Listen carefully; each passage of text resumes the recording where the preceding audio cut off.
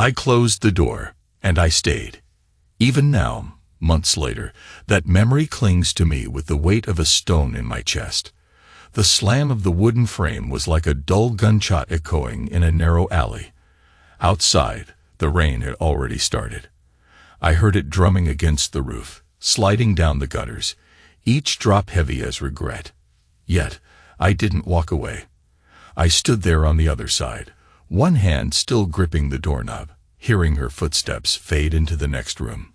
The words she'd said just before I'd walked out lingered in the stagnant air. "I love you," she'd whispered. But I knew better, even then.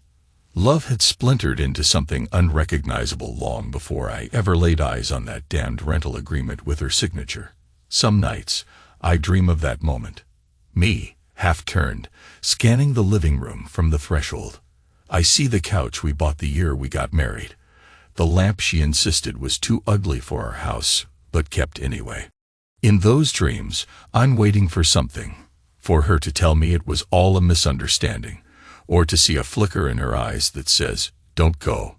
Instead, there's only the hush of the TV on standby, the hum of the refrigerator, and the rain that starts tapping on the windows. That's how it truly was. No dramatic confrontation.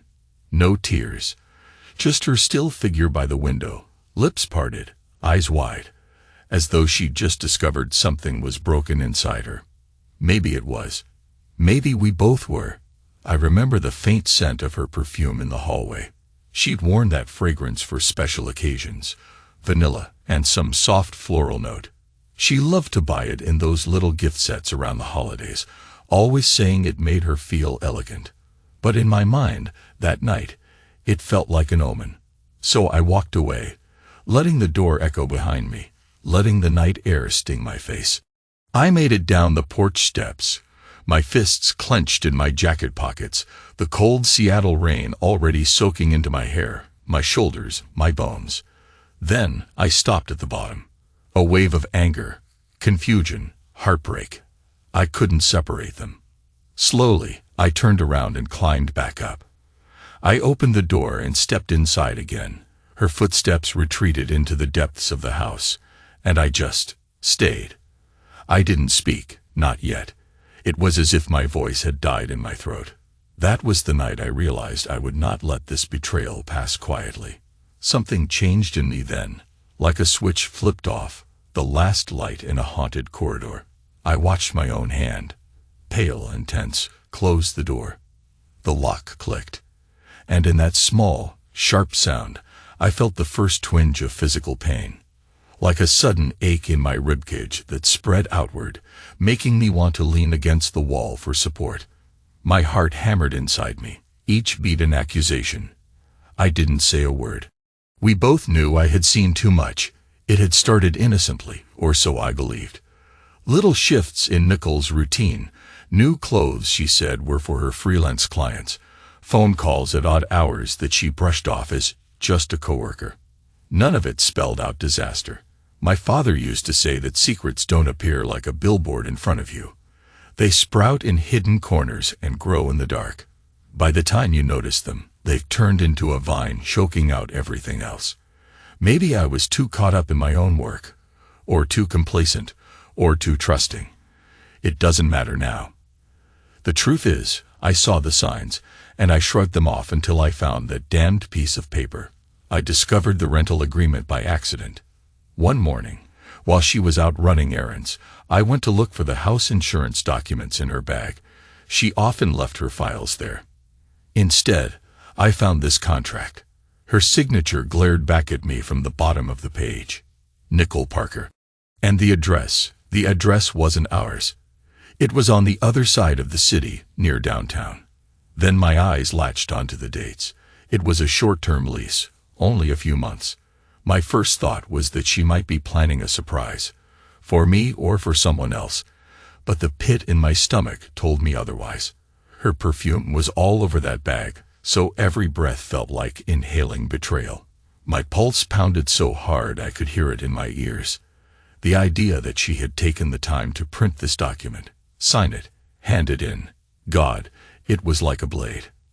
I stood there in the kitchen, leaning on the counter, trying to breathe through the shock. But a part of me, the part trained to see problems, fix them, or crush them, seized control. There was no need to panic. There was only the need for confirmation, for knowledge. I set the contract on the dining table. That evening, when she got home, I said nothing at first. She walked in with groceries, oblivious to the quiet house, the tension in the air. I just waited until she noticed the paper. She froze. The color drained from her cheeks, not all at once, but slowly, like a silent confession. Her eyes darted to mine, wide and cornered. I didn't scream. I barely breathed. All I said was, "It's yours." She nodded, faintly. I asked, "What for?" She swallowed, lips trembling, but said nothing. That was answer enough. Later that night, I started reading to her. A text. I can't even remember the words I strung together then, but they were my words, a swirl of accusations, heartbreak, and self-disgust. It wasn't poetry. It was more like a fever dream spat out in lines. I read it in a low, quiet voice, so calm it made my own skin crawl. No punctuation, no pauses, just a relentless flow that hammered at her guilt. Each evening I repeated the same lines, the same unending sentence of blame. She would sit there, tears in her eyes, or sometimes stone-faced as I read. I never raised my voice, never gave her the courtesy of a full stop. Let her drown in it, because the man she had married, the loving husband, died the moment I found that contract. She tried to apologize on the third day. I remember it clearly, because her voice was raw from crying, her breath hitching in her chest. I didn't stop reading. On the fifth day, she swallowed a handful of pills. She survived, but that was when I realized how far gone we were. On the seventh day, she begged me to stop, tears streaking her face as she clutched my arm. "Luke, please," she whispered. "I can't take it anymore." I looked at her, saw not the woman I married, but a stranger. And still, a piece of me clung to love so violently I could have torn myself apart. But I kept reading. It's raining again tonight. The droplets pattern the windows like 1,000 tiny drummers. I stare out at the darkness, the streetlight flickering across the puddles. My reflection on the glass is a ghost. Sometimes, I think about my time in the military, those days in Mosul, the dust storms, the grit in my teeth. We called ourselves the boys, though we were grown men. We had our orders, we had each other's backs, and we learned to do things we never talked about back home. Give me a mission, any day, and I'll complete it without flinching. But betrayal is a different battlefield. I found him, eventually. The lover, Damian Collins. Took me a few phone calls, a few old favors. The guys from my past. Some were still in private security, some in less savory lines of work. Men who could squeeze information like juice from an orange. They told me who he was. Real estate agent, commission-based lifestyle, big dreams, minimal scruples. They also found his weak spots. A mother drowning in debt, a brother with a drug problem. I didn't need to threaten Nicole. I needed to apply pressure to him. And that's exactly what I did. But let me not get ahead of myself. The first time I actually laid eyes on him was a Thursday. Nicole was out, claiming she had a meeting with a design client. I knew better. I tailed her to a small hotel near the highway. There was a car, parked crookedly by the curb, hazard lights flashing for a moment before turning off. Through the windshield, I saw him. Light brown hair, a narrow face. She approached with a bright, almost girlish smile that twisted a knife deeper in my gut. Then they went inside. The physical pain hit me again, like a wave rolling through my chest and into my arms. My hands tingled, and I had to close my eyes for a second, press my palms against my thighs, force myself to stay calm. With slow, measured breaths, I got out of my car and watched from a distance as they entered a room on the second floor, corner window. The blinds were partly open, a warm glow inside. I took out my phone and zoomed in. I caught glimpses of them. Him leaning down to kiss her, she arching her neck up in anticipation. My lips parted in a silent snarl. My head pounded. I didn't want to see more, but I stood there like I was in a trance, his hand on her waist, sliding under her jacket, her body leaning into his. Even through the glass, I saw the desire in her eyes, the flush in her cheeks. My heart hammered so loud I thought I might black out. She was mine, my wife, and yet I was watching her give herself to another man with a fervor I hadn't seen in years.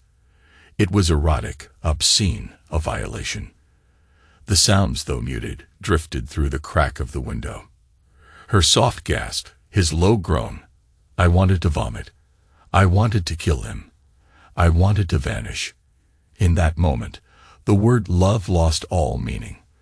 All I felt was cold, internal rage that surged in my veins, setting every nerve on fire yet leaving my exterior calm, almost numb. As I turned away, my breath fogged in the chill night air. The rain picked up again, as though mocking me, each drop a tiny bullet on the roof of my car. I remember thinking, this is how time will pass now. Every second erodes something inside me. And I can't stop it. Time doesn't heal. It erases. Back home, Nicole found me in the living room, silent, the lights off except for a single lamp by the couch. She'd changed clothes, of course, tried to mask the smell of cheap motel soap with her perfume. But I knew. My body throbbed with each heartbeat. Still, I said nothing. She lingered at the doorway, uncertain, as if waiting for me to challenge her, to rage, to do something. When I didn't, she stepped forward. Luke, her voice wavered, guilt trembling under each syllable. I didn't turn my head. I stared at the dark TV screen, seeing only my own reflection. You're late, I said quietly. She let out a soft breath, maybe relief, maybe dread. I know. The meeting ran. I held up my hand, palm out. Don't. There was a crack of thunder outside, and the lamp flickered. The storm was just hitting its stride, the wind howling down the street. Her footsteps approached, but she stopped short when she saw my face in the dim light. Finally, I raised my eyes to hers and said, "Sit." My voice was hoarse, raspy with days of tension. She obeyed, perching on the edge of the couch like a nervous schoolgirl. Part of me hated her in that moment, hated her compliance, her false innocence. Another part of me wanted to gather her in my arms, bury my face in her neck, and weep. She swallowed, her throat bobbing. Luke, I slid the rental agreement toward her. She winced as if it were a venomous snake. I kept my eyes on her, even as she dropped her gaze in shame. Then, methodically, I began reading again. That same unending passage, the lines I'd strung together detailing her betrayal, the recollection of that moment I saw them. My voice was low, my words rushed, intentionally devoid of punctuation. A quiet storm of accusations. She started crying softly, hands trembling in her lap. By the time I finished, she was in near hysterics. But she didn't leave.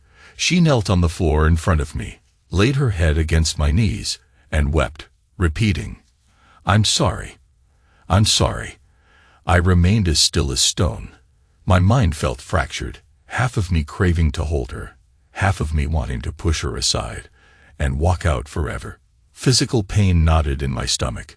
My shoulders ached as though I'd been carrying a heavy pack for days without rest. Eventually, she fell quiet, her sobs turning to shallow gasps. I stood up, towering over her. I looked down and said, "Go to bed." She nodded. As she rose, I could see the bruise-like shadows under her eyes, the trembling of her lower lip.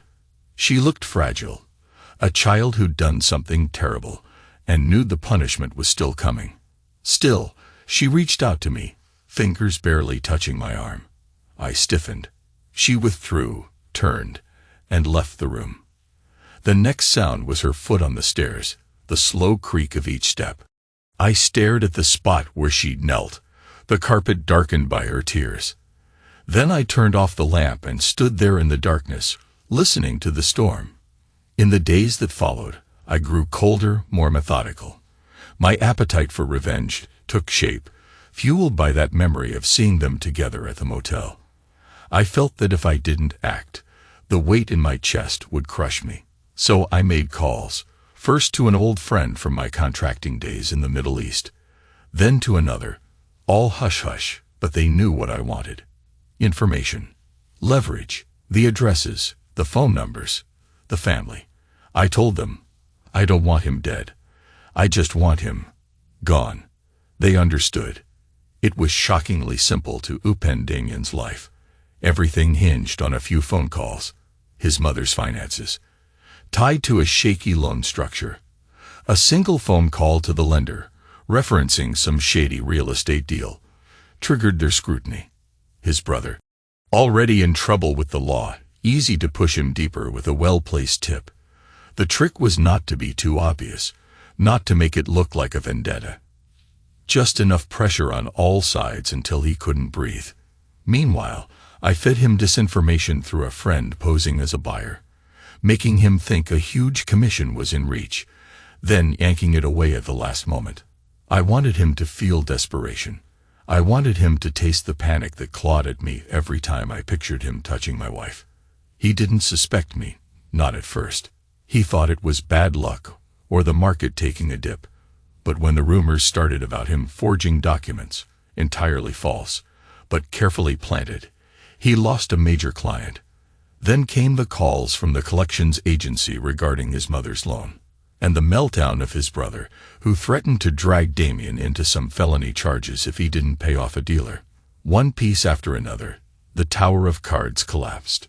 Nicole noticed the changes in me, of course. She saw me speaking in low tones on the phone, leaving the house at odd hours.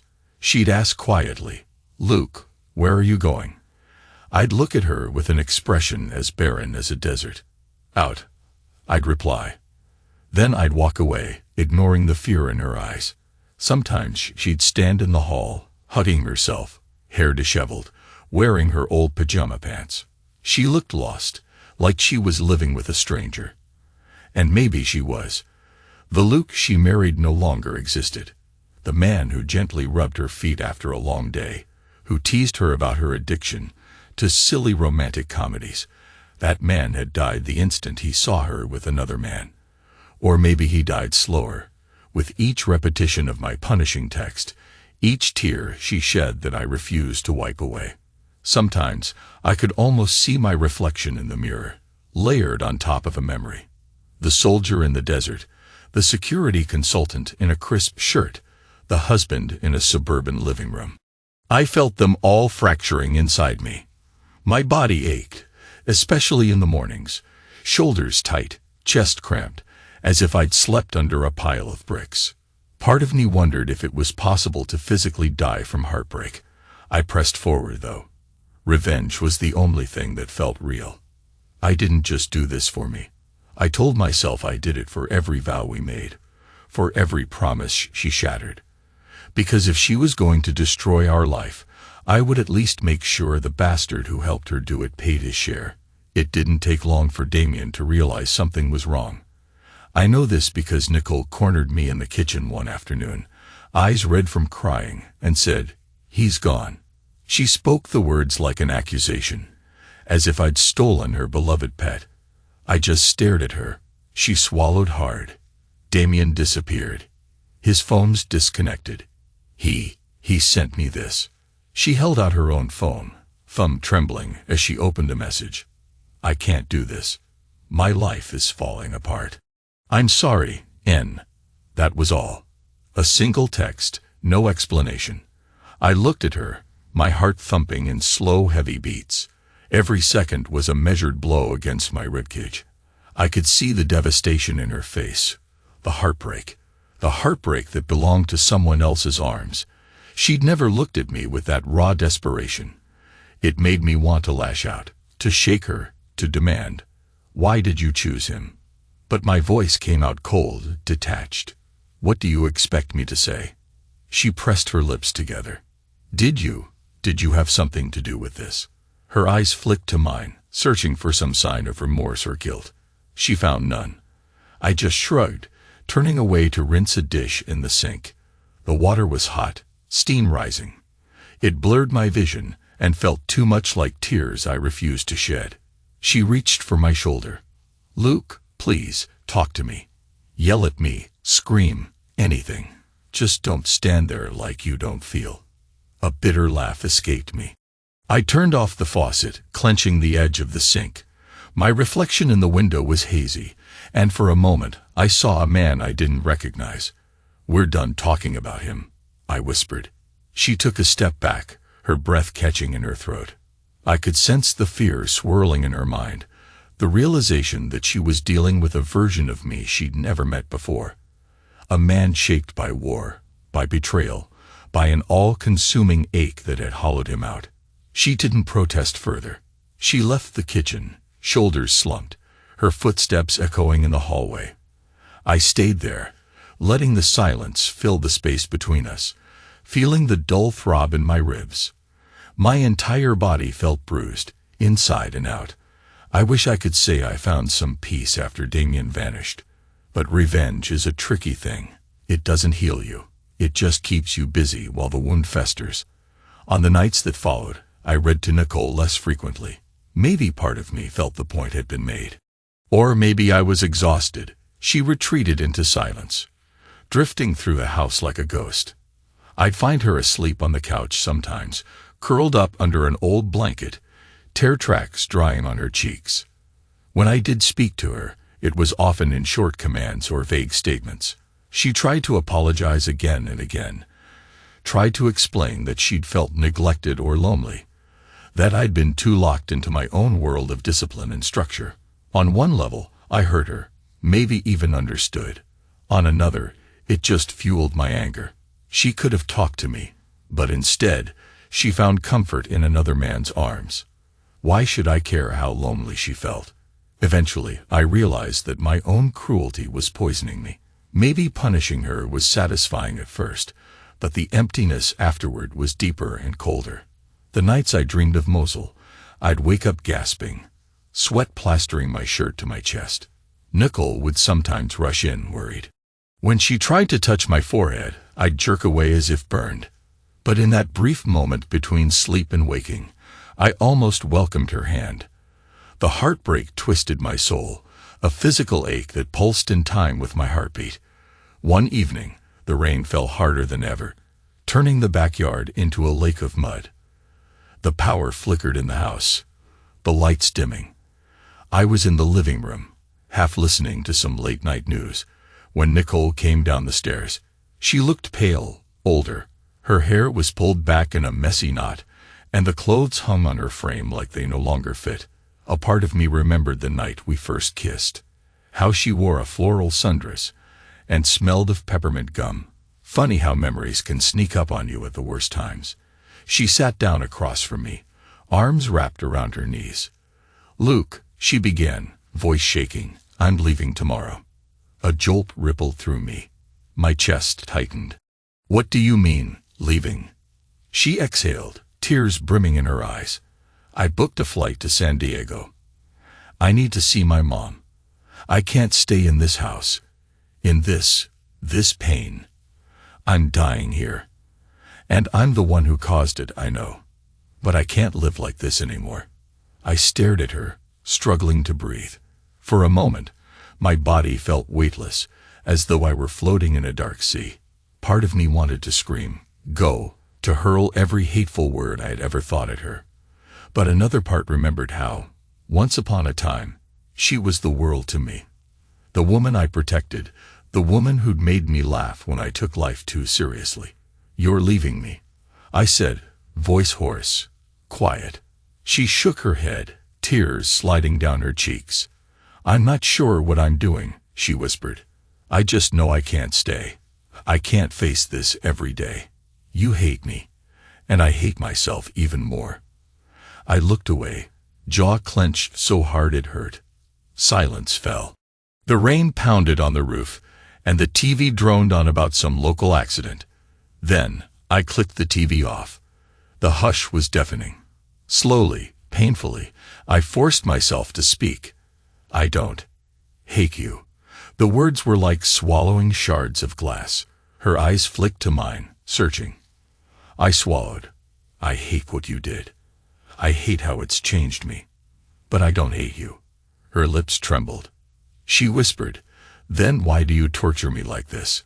A bitter laugh escaped me. "Because I don't know how else to process the fact that you broke everything we had. And I can't forgive you." My chest burned, the old anger flaring up. I don't know if I ever will. She closed her eyes, fresh tears spilling down. "I'm sorry," she said, a cracked whisper, "more than you'll ever know." We sat there in silence, the distance between us a chasm that no words could bridge. Finally, she rose and walked away. I heard her quiet footsteps on the stairs, then the soft click of a door. I buried my face in my hands, feeling the dampness of my own tears. I was so damn tired of it all.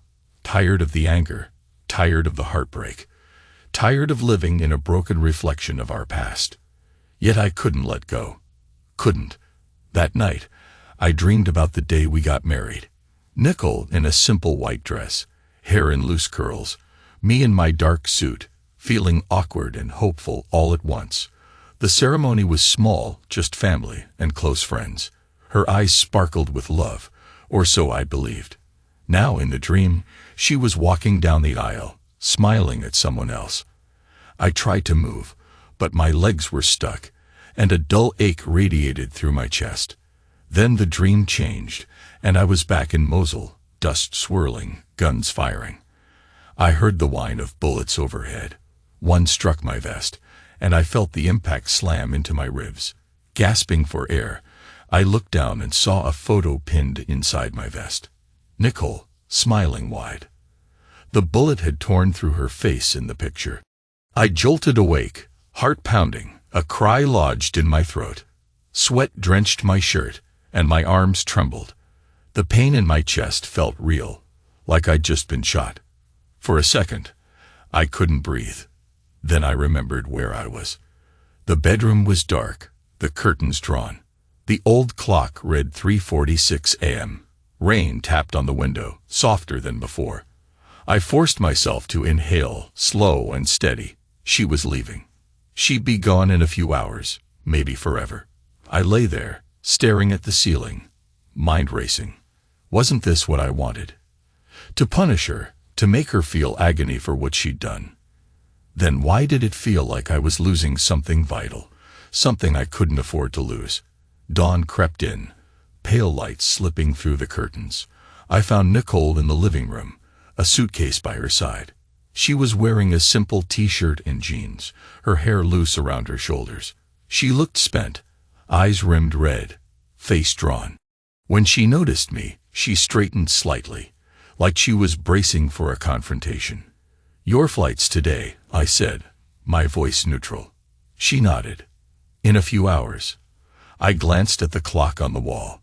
7 a.m. My chest tightened again. I was silent for a long moment, my gaze drifting to the windows streaked with last night's rain. Finally, I forced myself to speak. "I can drive you, if you want." A flicker of surprise crossed her features. Her voice came out trembling. "Okay." We didn't say anything else.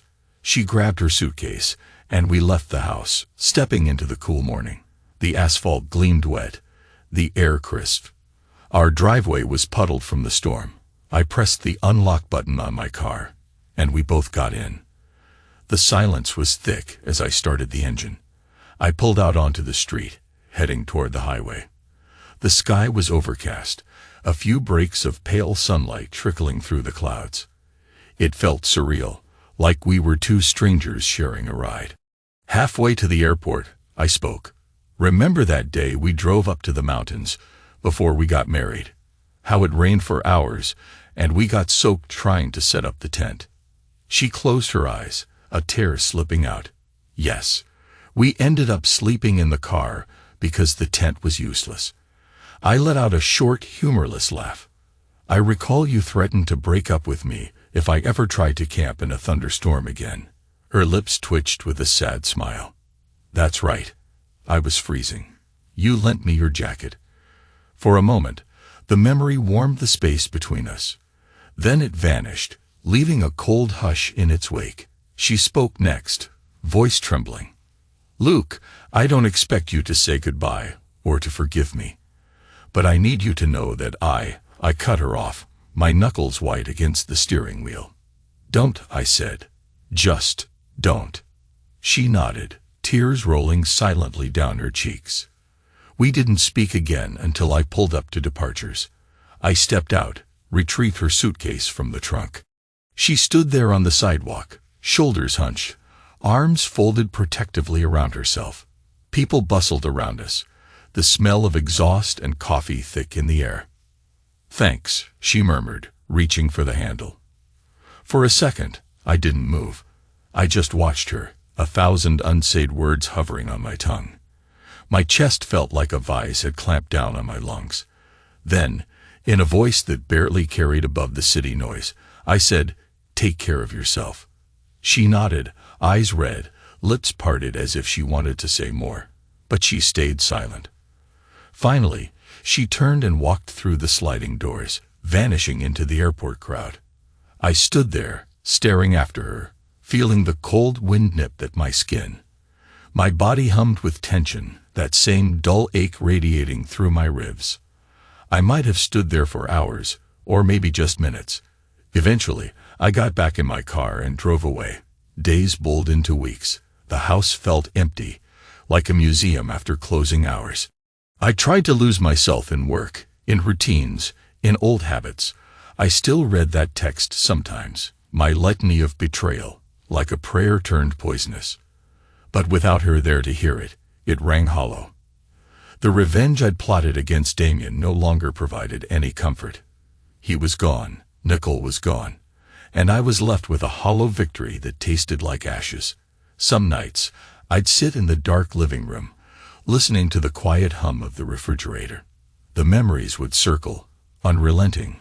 Our first date, the way she used to laugh, the betrayal I'd watched through that motel window. My chest would tighten, my heart pounding so hard I thought it might tear itself from my ribcage. Physical pain, real as any wound, even though it came from inside. I started drinking more, just a few glasses of whiskey to numb the edges. Sometimes it helped me sleep, sometimes it kept me awake, fueling a downward spiral of thoughts. I'd stare at the ring on my finger, twisting it slowly, as though it were a dial that could rewind time. Time doesn't heal, though. Time erases. Day by day, I felt certain details slipping away. The exact color of her eyes in sunlight, the sound of her laughter, the perfume she used to wear. In their place remained the bitterness, the dull ache of betrayal, the intangible sense that something vital had been cut out of me. I thought about calling her, or texting, but pride choked me. The phone stayed silent. She didn't reach out, either. I told myself it was for the best. After all, we were beyond fixing. The illusions had been shattered. Then, one evening, about a month later, I heard the phone ring. I picked it up absent-mindedly, not expecting anything. A soft female voice came through the line. "Luke." My breath caught. "Nicole," I said, heart thudding. There was a pause. I could sense her anxiety through the phone, the static hum of distance. She was probably in San Diego, where the sun was shining while I sat in the dark. "Hi," she whispered. "Can we talk?" I closed my eyes, pressing the phone to my ear. Part of me wanted to hang up, but my chest tightened, and I couldn't. "I'm listening," I said, my voice guarded. She told me she was seeing a therapist, that she was working through her guilt, her shame, her reasons for what she did. She mentioned regrets, heartbreak, and an unshakable sense of loss. "I miss you," she confessed. "Despite everything, I still love you." I felt those words like a stab. I closed my eyes, leaning against the kitchen wall. "You miss me," I repeated, the phrase tinged with bitterness. "Where was that when you were with him?" She exhaled, a shaky sound. "I can't change what I did," she whispered. "I can only be honest about why. I was lonely, felt unappreciated, stupid things that should have been talked about, not acted on with someone else. I know that." But you have no idea how sorry I am. A swirl of conflicting emotions tore through me. Anger, longing, heartbreak. Sorry doesn't fix this, I said, my voice cracking. You tore us apart. You left me with nothing. She paused. Luke, I know I have no right to ask, but can we meet? Maybe I can show you that I interrupted with a harsh laugh. Meet? And do what exactly? Pretend we can go back. That's impossible. Her breath hitched, and for a moment I imagined tears brimming in her eyes. I know, but maybe we can find a way to heal. Silence reigned for a long moment. Outside, the rain had begun again, tapping on the windows like an old friend. Finally, I said, I'll think about it. Then I hung up, letting the dial tone fill the void. That night, I couldn't sleep. Memories and thoughts tangled in my mind. I prowled through the house, flicking on lights, turning them off, pouring myself a drink, setting it down untouched. The physical ache in my chest felt sharper than ever. Eventually, I ended up in our old bedroom, the bed unmade, her scent long faded from the sheets. I stared at the empty space, recalling how she used to curl up next to me, her feet cold against my legs. A small part of me yearned for that warmth, that comfort, and for a moment, I felt tears prick my eyes. I blinked them back, swallowing. Slowly, I lowered myself onto the bed. The mattress shifted under my weight, a hollow echo in the quiet room. The idea of seeing her again filled me with dread and longing in equal measure. I knew there was no going back to the naive love we once had, but maybe, just maybe, I could face her without the sword of revenge in my hand. It took me hours to drift off, my mind a haze of regrets and half-formed resolutions. Eventually, sleep claimed me, pulling me under with the gentle lull of exhaustion. The last thing I remember before darkness took me was the patter of rain against the window, the steady beat of my own heart, and a question lingering on the edge of my consciousness. If I destroyed everything that hurt me, would I have anything left at all? A week later, I drove to a small cafe on the outskirts of Seattle. The sky was overcast, but holding back the rain for now, like it was waiting for some inevitable cue. I found a corner booth by the window, ordered a coffee, and stared at the door. My chest felt tight, my nerves on edge. When Nicole walked in, I noticed the changes immediately. She'd lost weight, her cheeks hollow, her hair drawn back in a simple ponytail. She wore jeans and a plain sweater, her posture uncertain. I raised my hand, and she spotted me. Her gaze flickered with a mixture of relief and fear.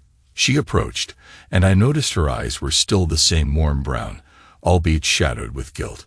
She sat down across from me, folding her hands in her lap. For a moment, neither of us spoke. Finally, she said, "Thank you for coming." Her voice was soft, the same voice I used to hear whispering in the morning light. My chest ached. I shrugged, focusing on my coffee cup. "You wanted to talk." She nodded, took a trembling breath. "I want you to know I'm taking responsibility for what I did. My therapist, she's helping me see that I tried to fill a void with an affair instead of fixing what was broken." A bitter scoff escaped me. "You can't fix what you shattered, Nicole." She flinched. "I know," she whispered, eyes dropping. "But maybe I can earn your forgiveness someday." I stared at her, part of me hating how fragile she looked, how remorseful, because it messed with my resolve. "I don't know if I can forgive," I said, each word weighted. "I don't even know if I want to." Tears welled in her eyes. "I understand." She reached into her purse, pulled out an envelope. "I wrote you a letter. About everything, my feelings, my mistakes, the regret I carry. Read it if you can. If you hate me after, I'll leave you alone." Her voice trembled on that last sentence. I looked at the envelope, torn between the urge to rip it up and the urge to devour every word. Slowly, I took it from her. "All right." She nodded, her gaze flicking to my hands. I felt the texture of the paper under my fingertips. Outside, the sky darkened. A rumble of thunder echoed in the distance, as if on cue. I remembered her steps after "I love you," how she retreated into that place I couldn't follow. Now, here she was, offering some form of penance. We finished our coffee in a tense silence. A few minutes later, she whispered, "I'm going to head out." She paused, searching my face. "I won't contact you again unless you're okay with it." I said nothing. She rose, placed a few bills on the table, and left. I watched her cross the parking lot, a slight limp in her step like she was physically weighed down. The clouds above finally broke, releasing a slow drizzle. She pulled up her hood, got in her car, and drove away. I sat there for a while, ignoring the other patrons, ignoring the waitress who refilled my cup. Finally, I tucked the envelope into my jacket. Stepping outside, I felt the raindrops tap my shoulders, my head, my face. Each drop was cool against my skin. I got into my car and drove home in silence, the envelope on the passenger seat like a silent passenger. At home, I sat in the living room, the same room where I used to recite that endless text of blame. I opened her envelope with shaking hands. Inside were several pages of handwritten confession. I saw the swirl of her pen, recognized the loops in her letters. She wrote about the distance she felt growing between us, her yearning for attention, her confusion, her guilt, and her self-hatred. She didn't blame me, except to admit that she'd felt invisible, that she needed to be seen, desired, that she'd made the worst possible choice in search of that validation. There was regret in every sentence, a plea for forgiveness, but no illusions that she deserved it. When I finished reading, I leaned back, pressing my hands to my face. My chest felt tight, the physical ache radiating through my torso. I hated that a part of me yearned to comfort her, hated that I still felt echoes of the love we once shared. Memories collided in my mind. Her laughter, her betrayal, her tears, the day we exchanged vows, the unstoppable reel of a life now broken. I don't know how long I sat there, the pages crinkling in my grip. At some point, the storm outside grew louder, the wind moaning around the corners of the house. The clock ticked, and I realized the hours were slipping by, unacknowledged. My soul felt raw, torn between fury, sorrow, and a longing that made me feel weak. Eventually, I rose. I found myself walking to the bedroom, standing in the open doorway. The room looked exactly as it had for weeks, bed unmade, Nicole's side empty. I flicked on the light, stared at the rumpled sheets. My reflection in the mirror on the closet door was a haunted man, a man exhausted by vengeance and heartbreak. The letter weighed on me like a stone around my neck. I sank onto the bed, exhaling the shaky breath. My chest throbbed, the pain so real I pressed my hand to my sternum, half convinced my heart was about to burst. A single tear escaped, surprising me. I wiped it away, teeth clenched. "She doesn't deserve you," I muttered to myself. "She threw you away." But then the echo of her voice returned. "I still love you." Love, once so straightforward, had become a labyrinth of conflicting emotions. The phone call, the letter, the apologies. Did any of it matter now that she had broken something irreparable? Or was I the one refusing to see the tiny glimmer of light that might remain in our shattered bond? I thought of my father, how he lost my mother so young. He told me once that losing someone you love is like losing a limb. It never truly grows back, but you learn to function without it. Maybe that's what I had to do. Learn to exist without Nicole. But the thought felt like staring into a black void. My heart hammered in protest, and the old bruise-like ache returned to my ribs. Days passed, each one a slow march of routine. Work, solitude, the quiet that enveloped me. The letter stayed on my nightstand, sometimes read, sometimes ignored. My father called once. We spoke briefly about his health, about my sister's new job. I didn't tell him about Nicole. I couldn't bear to share the humiliation. I tried to busy myself with exercise, with job-related tasks, anything to outrun my own thoughts. But at night, I'd lie awake, listening to the house settle in the darkness, Rain seemed to fall endlessly that season, as if reflecting the turmoil in my soul. One night, around midnight, the phone rang again. I picked it up, expecting silence. Instead, I heard breathing, then a click. No one spoke, but I sensed it was Nicole. I knew the shape of her quiet breath, or maybe I imagined it. The line went dead. It took me another few days to muster the will to call her back. The phone rang and rang before going to voicemail. I didn't leave a message, but she returned my call 2 hours later, around dusk. Her voice trembled with nerves. "Luke," she said. I inhaled, my heart pounding. We agreed to meet again at the same cafe. I wasn't sure why, but I knew the alternative was letting the silence stretch on forever. And I'd had enough of emptiness. I arrived before her, found the same booth in the corner. Outside, the rain was picking up again, droplets clinging to the windows. She entered quietly, scanning the room until she found me. When she sat, I noticed her hands shook. She wore a simple blouse, a neutral color, as if she didn't want to stand out. After the waitress took our order, we faced each other. Neither of us touched the menu. Nicole cleared her throat. I didn't think you'd call." I shrugged, glancing out at the darkening sky. "I'm not sure why I did."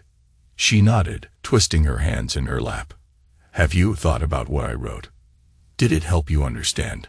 My jaw tightened. Understand? Maybe. Forgive? That's another matter. She bowed her head. "I'm not asking you to forget. I know you can't." Silence thickened between us, punctuated by the clink of plates from another table. My chest ached again, that familiar pressure. Finally, I spoke. "It's not just about what you did, Nicole. It's about the version of me that died when I found out." I paused, searching her face. "I'm not the same man, and you're not the same woman I married." Her eyes glistened. "I know," she murmured, "but maybe we can learn who we are now. Even if it's not a perfect ending." I let out a hollow laugh. "A perfect ending?" I shook my head. "That ended the day you signed that contract for that other address." She looked at me, tears threatening. "I accept the blame, but I can't help still loving you, Luke, even though I don't deserve it." The waitress delivered our coffee, and we both stared at the steam rising from the mugs. I ran a hand over my face. "What is it you want from me?" She exhaled, trembling. "A chance to make amends. To see if there's anything left worth salvaging. Or at least to part ways without hate, if that's all we can do." Her voice cracked on the last words. I sipped my coffee, the bitterness flooding my tongue. For a moment, I recalled those lonely nights reading that endless text to punish her. I remembered how she begged, how she cried, how she swallowed pills in despair. My conscience pricked me, reminding me that I'd unleashed my own cruelty. For good reason, I told myself. But cruelty, nonetheless.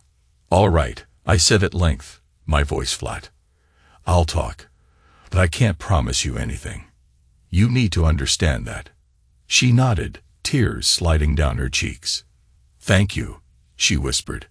We spoke quietly for over an hour. She told me about her therapy sessions, how she was learning to confront her flaws, her fear of confrontation, her desperate need for attention. I listened, still numb. Part of me wanted to lash out, but the bigger part was just exhausted. By the time we left, we agreed to meet again in a week. I walked her to her car under an umbrella, the rain falling steadily. She looked at me before she got in, eyes uncertain. I gave a slight nod, and she drove off. That night, I stood on the porch of our house, letting the rain pelt my jacket. The streetlights flickered in a sodden glow. I thought about everything that had happened. The betrayal, my vengeance, his disappearance, her departure. And now, this hesitant step toward something. Not reconciliation, exactly. More like mutual acknowledgement of the wreckage. In the dull glow of the porch light, I stared at my reflection in the window. I looked older than my 42 years, lines etched by anger and sorrow. My chest still felt bruised, and I wondered if that ache would ever fade. Then I remembered the day I closed the door and stayed. That was the day I let the darkness take root inside me. Now maybe I had to decide if I wanted to keep living there. Over the next weeks, Nicole and I met a few more times. We talked about trivial things, the weather, her mother's health, my father's stubborn refusal to visit a doctor. The conversations occasionally tiptoed into deeper territory, her betrayal, my rage, our shattered intimacy. Each time, the pain in my body flared, reminding me that some wounds don't vanish just because we want them to. But we kept talking. One evening, she asked if we could take a walk by the waterfront. The sky was still overcast, but the rain had paused. The breeze smelled of salt and damp concrete. We strolled in silence, passing a few lingering tourists. Eventually, she slipped her hand into her jacket pocket, like she was resisting the urge to reach for mine. I didn't offer. My heart pounded with conflicting urges, to hold her, to recoil from her. We stopped at the edge of the pier, looking out at the water. It was dark, choppy, reflecting the city lights in broken shards. She exhaled, her breath forming a faint cloud. "I'm not asking for everything to go back to normal," she began, voice subdued. "I just wish you could see that I'm not the same woman who lied to you." I stared at the black water, remembering how her eyes glinted in that motel window. Pain shot through my chest. "I'm trying," I said finally, "but it feels impossible." She stepped a little closer. I felt her warmth. "Sometimes it feels impossible to me too." Her voice was small, wavering. "Luke, I'm ready to do whatever it takes. Therapy, counseling, time apart, time together, anything.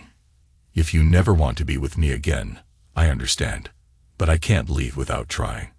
I said nothing, my gaze fixed on the rippling water.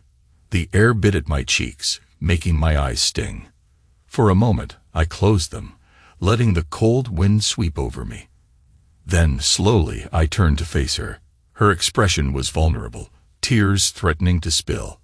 The old Luke would have wiped them away, pulled her close. Now, I just stared, torn between resentment and longing. Finally, I raised a hand, brushing my fingertips lightly across her cheek. She inhaled sharply. I felt the soft texture of her skin, damp from the sea spray. She shivered, closing her eyes at my touch. My own chest clenched painfully, a reminder of how deep the betrayal ran. But in that second, I also remembered the warmth we once shared. I let my hand fall, swallowing the lump in my throat. "I don't know," I murmured. It was the truth. I didn't know if I could ever truly forgive her, or if we could find a way to coexist without tearing each other apart. But in that moment I recognized that I still cared, still felt something that might be love. We walked back in silence, the city lights flickering around us. When we reached her car, she looked at me with a question in her eyes. I couldn't answer it. I just stepped back, letting her open the door. She hesitated, then sank into the driver's seat. As she pulled away, I watched her taillights vanish into the haze, the ache in my chest pulsing like a second heartbeat. Time slid forward, day by day. I'm not sure how or when it happened, but the nights felt less suffocating. I'd still dream of her betrayal, wake up in a cold sweat, but I found that I could think of her without that immediate rush of rage. I wondered if that meant the wound was healing, or if I was just growing numb. She texted me one morning, asking if she could swing by the house to pick up some things. At first, I refused. Then I relented. This was her home once too, and there were items she left behind. The day she came, I hovered in the living room while she roamed, collecting clothes, a few books, the old gold necklace her mother had given her. When she finished, she paused in the hallway, her arms full. I could see the raw sadness in her expression as she looked around, taking in the walls, the furniture, the memories. "I'm sorry," she said again. "I know you're sick of hearing it, but I am." I crossed my arms, leaning against the wall. "I know," I replied, the words coming out uneven. She made to leave, but at the last moment, she set her things down and turned back to me. "Luke, if you ever feel ready, I want you to know. I'm here. I'll wait. Not forever, but I need to believe there's a chance for us to have some peace together, even if it's not the same as before." I bowed my head, struggling to keep my voice steady. "I'll think about it." She nodded, picked up her belongings, and walked out the door. For the second time in my life, I stood in that hallway, watching the door close behind her, feeling the ache in my body flare up. Part of me wanted to rush after her, hold her, claim her again. Another part wanted to sink to the floor and scream at the cruelty of it all. Instead, I just stood there until the house was silent once more. Weeks turned into months. The memory of Damien and that motel window dulled with time, though it never truly vanished. I learned from a mutual acquaintance that he'd resurfaced somewhere in California, trying to rebuild his life. I felt no satisfaction, just a hollow sense of finality. My revenge had driven him away. That part was done. Nicole and I maintained a cautious dance, phone calls here and there, messages that skirted around the deepest wounds. Sometimes we met in neutral places for coffee or a walk. We'd talk about trivial stuff. A new show, the weather, her freelance projects, my consulting gigs. Each meeting left me both drained and oddly comforted. I couldn't ignore the fact that I still loved aspects of her, her laugh, her empathy for strangers, the way she'd tilt her head when listening. But loving her was now inextricably tied to pain, like a scar that twinges whenever you stretch too far. I wish I could say we had a fairy tale reconciliation. That one day I realized forgiveness was the answer, and we fell into each other's arms, renewed and whole. But life doesn't work like that. It's slow, messy, rife with doubts. Sometimes I'd catch a glimpse of her face and feel that old anger tighten my gut. Other times, I'd want nothing more than to bury my face in her neck and breathe her in. She, too, was torn, guilt warring with hope, never certain if she should try to hold my hand or keep her distance. Months down the line, we found ourselves standing in the living room again, the room where so much had transpired. She'd come over to discuss the possibility of selling the house. The conversation meandered into old stories, jokes we once shared, memories of dinners with family. The tension cracked slightly, replaced by a tentative warmth. At one point, she placed her hand on my arm. This time, I didn't pull away. We ended up on the couch, side by side, the evening light slanting through the curtains. She turned to me, eyes brimming with an emotion I couldn't name. Slowly, deliberately, I lifted a hand and cupped her cheek. It felt like stepping onto thin ice. The old pain twitched in my chest, but I let my thumb brush her skin. She closed her eyes, leaning into my palm. For a long moment, we just breathed. Then I leaned in, pressing my forehead against hers. We stayed like that, silent, the hush broken only by our unsteady exhales. I could feel her pulse under my fingers, a rapid thrum that matched my own. I thought about everything we'd lost, everything we still might salvage. And in that second, for better or worse, I made a choice. Do we fix things? Do we part ways for good? Maybe both, maybe neither. Life is rarely that neat. I can only say that in that living room, with the fading sunlight casting stripes across our faces, we finally let a hint of closeness breach the wall of our mutual pain. She cried softly, burying her face into my chest. My arms wrapped around her, not entirely of my own free will, but compelled by the lingering bond we once shared. My body still hurt, but for the first time, I felt a slight easing in that knot of tension around my ribs. Time doesn't heal, it erases. It wears down the edges of memories, dulling them like old blades. Maybe that means one day the sharp sting of her betrayal will fade, even if the scar remains. Maybe we can learn to coexist with the brokenness. I don't know. All I know is, as I held her trembling form, I understood that beneath all the rage, heartbreak, and thirst for vengeance, I still loved her. Despite everything she did, despite everything I did in return. I closed my eyes, listening to her quiet sobs, feeling the warmth of her breath against my chest. My heart beat in a slow, heavy rhythm. It hurt, physically hurt, but I stayed. Because it's who I am, maybe the only piece of me that's still whole. The man who chooses to remain, even when it would be easier to walk away. The door is closed, the storm outside continues, but here I am, holding the woman who betrayed me, who shattered our marriage, who somehow still inhabits my heart. In the end, that's all there is. The taste of bitterness on my tongue, the ache in my body, and a thin strand of love that refuses to die. Perhaps that's enough, and perhaps it's more than I deserve. Either way, for now, I'm still here. And strangely, impossibly, I still love her.